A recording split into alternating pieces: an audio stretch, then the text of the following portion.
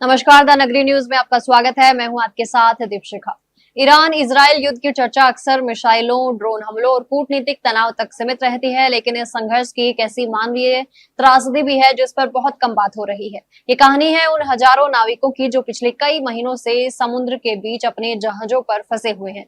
संयुक्त राष्ट्र की समुद्री एजेंसी IMO के अनुसार फारस की खाड़ी और होर्मुज जलडमरू मध्य के आसपास करीब 6000 नाविक अभी जहाजों पर फंसे हुए हैं।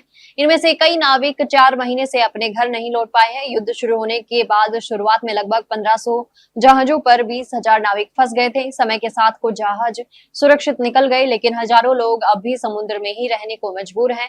इन नाविकों की स्थिति बेहद कठिन बताई जा रही है। कई जहाजों पर भरपेट भोजन तक उपलब्ध नहीं है। कुछ जगहों पर दिन में सिर्फ एक बार चावल और दाल मिल रही है। बाहरी दुनिया से संपर्क लगभग टूट चुका है और कई नाविकों को हर कुछ दिनों में केवल 30 मिनट इंटरनेट इस्तेमाल करने का मौका मिलता है। सबसे बड़ा डर हर पल मंडराता ड्रोन और मिसाइल हमलों का खतरा है। नाविकों का कहना है कि वे रात में भी इस तैयारी के साथ सोते हैं कि यदि हमला हो जाए तो तुरंत जान बचाने के लिए भाग सकें। विशेषज्ञों के अनुसार जहाज छोड़ना उनके लिए आसान नहीं है। सुरक्षित निकासी बेहद मुश्किल है और कई नाविक अल्पकालिक अनुबंध पर काम कर रहे हैं। उन्हें डर है कि यदि वे इस खतरनाक क्षेत्र से हटने की मांग करेंगे तो भविष्य में कंपनियां उन्हें दोबारा नौकरी नहीं देंगी।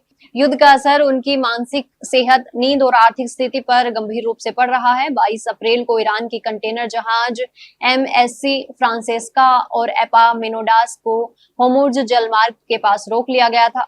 दोनों जहाज अभी ईरानी जल क्षेत्र में मौजूद हैं। कुछ नाविकों को रिहा किया गया, लेकिन अधिकांश चालक दल अभी भी फंसा हुआ है। युद्ध शुरू होने के बाद होर्मुज क्षेत्र में 63 हमले दर्ज किए गए, जिनमें 17 नाविकों की मौत हो चुकी है। अधिकांश मौतें ईरानी हमले में हुई, जबकि 3 नाविक अमेरिकी नौसेना की कार्रवाई में मारे गए।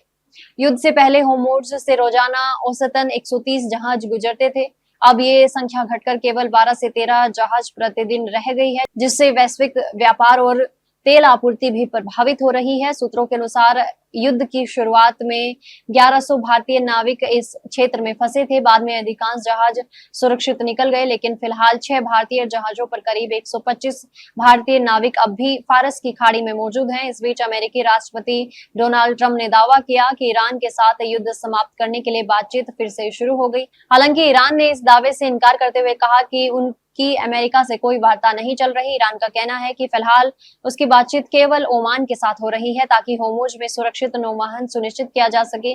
वहीं पाकिस्तान ने ईरान में विदेश मंत्री को इस्लामाबाद आने का निमंत्रण दिया है और ईरान का कहना है कि पाकिस्तान अब भी मध्यस्थ की भूमिका निभा रहा है।